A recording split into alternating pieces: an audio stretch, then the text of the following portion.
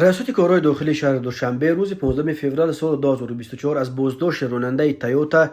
برای رعایت نکردن قاعده‌های سانیتاری، یعنی برای از تریزه ماشینش به بیرون هوا دادن پوست و پچاق افلیسون و بادام و دیگر کاغذپاره‌ها خبر داد. میلیسیا میگوید رعایت قاعده‌های سانیتاری و گیگینی و تازه و آزاده نگاه داشتن محیط اطراف وظیفه و قرض انسانی هر یک شهروند به شمار می‌رود. بیشتر به محیط اطراف پرتافتن هر گونه پرتوهای گوناگون معیشی و کاسته گردانیدن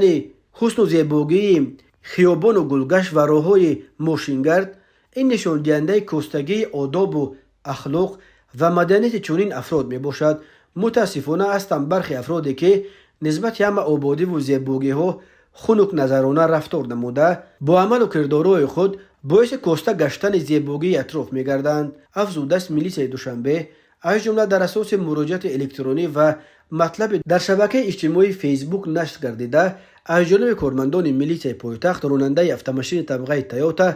رقم قید دولتیش 5560TS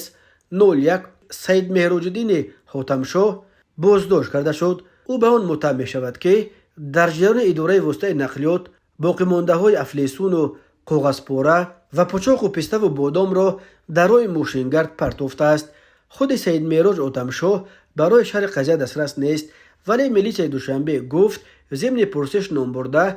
به کردار صادر نموده خود اقرار گشته اظهار پشیمانی کرد. وابسته به حالت مذکور نسبت به سید مهراج‌الدین حاتم‌شاه طبق طلبات ماده 112 کودکس